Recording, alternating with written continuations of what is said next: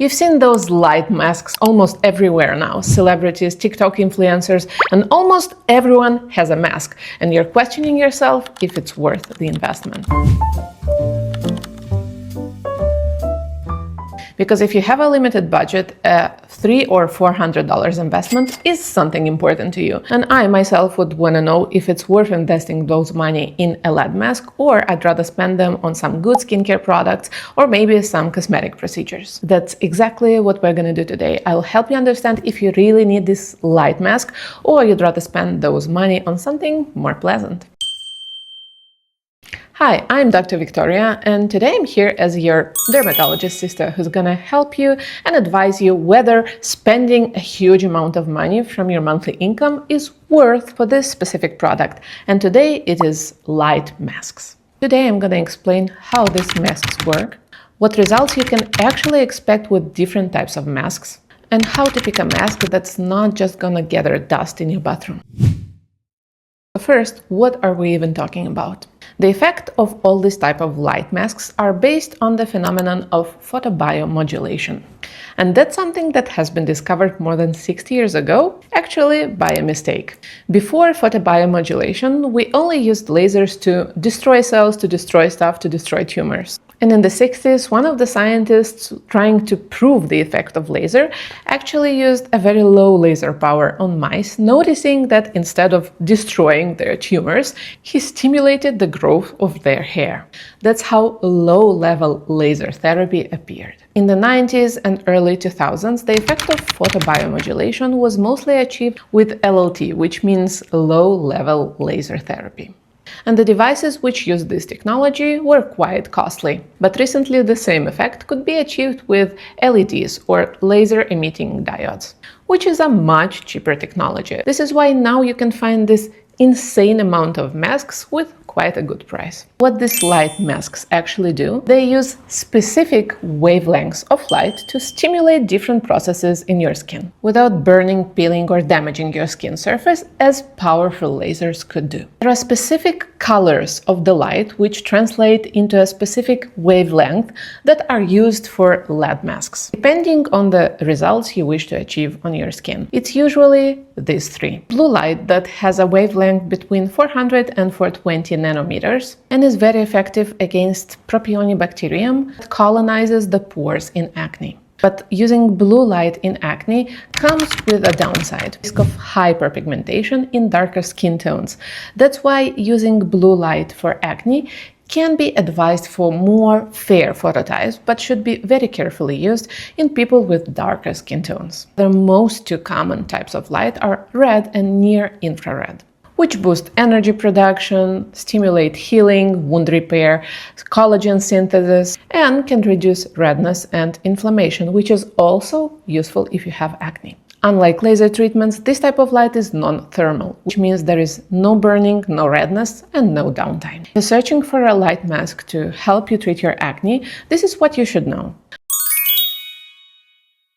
Red light alone can reduce inflammation, reduce erythema or the redness of your skin. It can also improve the appearance of red spots that were left after some recent inflammation. It can also help you support your barrier, since many of the acne treatments are quite drying and irritating for your skin.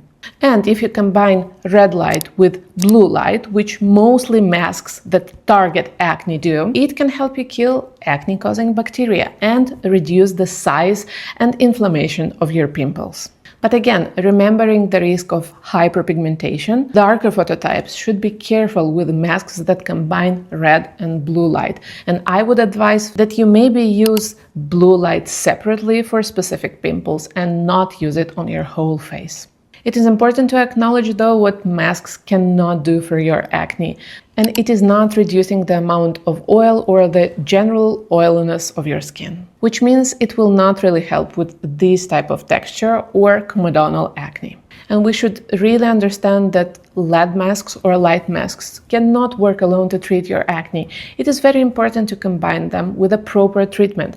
Thus, you will be able to achieve good results. And if you're looking for a mask to help you with anti-age or somehow complement your already formed skincare routine to target wrinkles, reduced elasticity, or the loss of collagen, then a red or combined with a near-infrared light mask would be the best option for you, as it can stimulate collagen production, improve skin barrier function, and allow you to use stronger retinoids or maybe stronger acids, reduce the redness from the products that you're using, and fight with sun damage. So to conclude, if what you're looking for is a mask to help you fight acne, it would better be a red and blue light combination. And if you're looking for a mask that will help you firmness and anti-aging, it would better be a red and near-infrared light combination. While there's a huge amount of LED mask options, it is very important to choose the right one so that you can make sure that you're getting the most of it. And unfortunately, not all the LED masks that you see on Amazon can do the same thing for your skin. You would ask me why?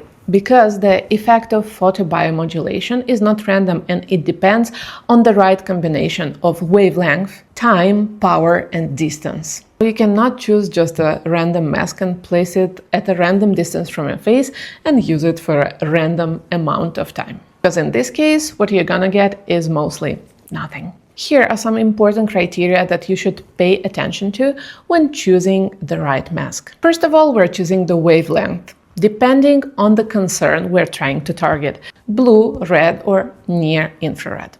The irradiance and fluence of the mask are two important criteria that the producer should mention somewhere on their website or in the description of the product, because this guarantees that the mask actually has enough power to produce the effect on our cells that we're expecting. The irradiance range should be something between 10 and 50, ideally 30 or 40. But choosing an irradiance above 50 can be too powerful for your skin, and eventually you can end up with more redness or even inflammation. Forget about exposure time, because even if the mask is powerful and it has the right wavelength, it is important to give it enough time to work on your skin. Usually it's something between 10 and 20 minutes for about 3 times a week. And here is the most challenging part.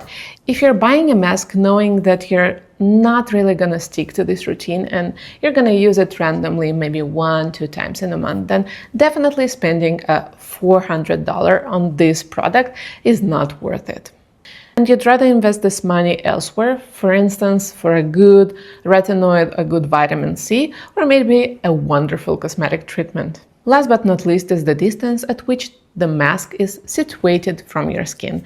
Ideally, it should be as close as possible. Choosing a mask that's silicone, one you could lay down with and feel comfortable, would be the ideal option.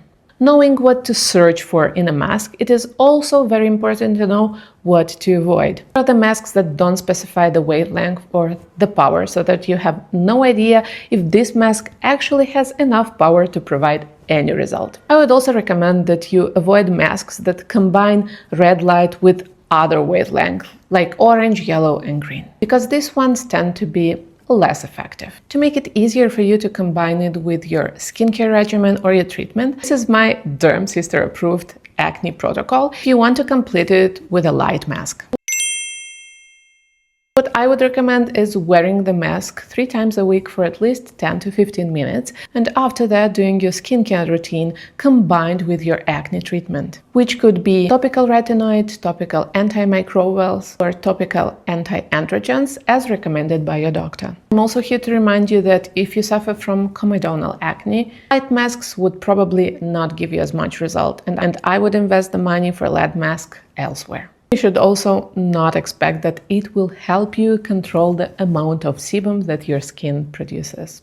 In the description of the video today, I will leave you my top masks that I would use and I could recommend for you to use. And to sum up everything we discussed today, here are some pros and cons of using light masks. Will be worth your money if you're going to be consistent with it, if you invest in a good device, and if you understand that it's a part of a bigger plan. And you should definitely not buy it if you expect instant results, if you're not the person who can commit, and if you're buying a device that's weak, random, and non-evidence-based.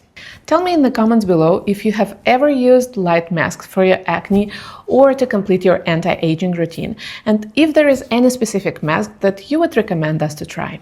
Follow for more videos. Don't forget to subscribe because next week we're going to talk about acne treatments and which of them suit which type of acne. So you could finally understand which acne treatment is right for you.